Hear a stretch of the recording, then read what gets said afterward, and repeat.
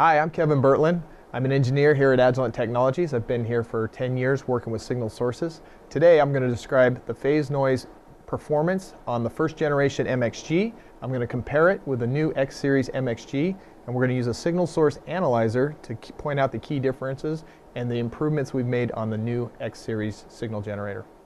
So first we're going to look at the first generation MXG. I have it set up here with 1 gigahertz frequency at 10 dBm of power output. It's just a CW signal coming into the signal source analyzer.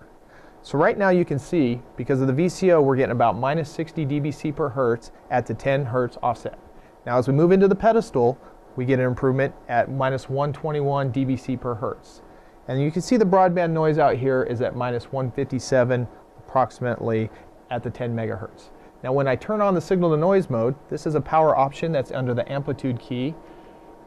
You will see about a 3 dB improvement at the broadband noise, and we get down to minus 160 dBc per hertz.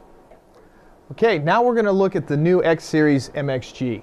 We have the same 1 gigahertz 10 dBm output CW signal connected to our signal source analyzer.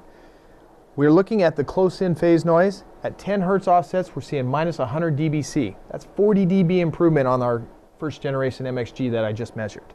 We go here into the 20 kilohertz offset range. You'll see I'm sitting about minus 144 dBc per hertz. Again, 25 dB improvement over the first generation MXG. Out at broadband, we're seeing minus 157 dBc per hertz at the 10 megahertz.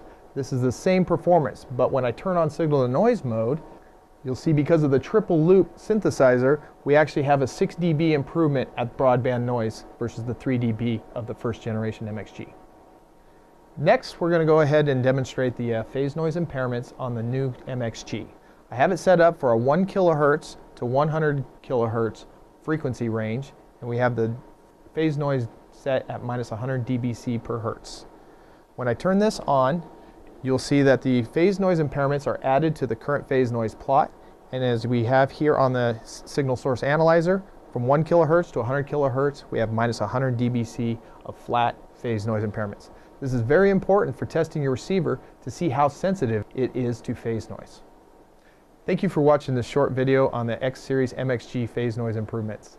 We've shown that there was a 40 dB improvement at close-in phase noise performance compared to the first generation MXG, 25 dB improvement at pedestal, and 3 dB improvement at broadband. We also shown how the range of the phase noise impairment has increased. For more information, please visit the URL, and thank you for watching.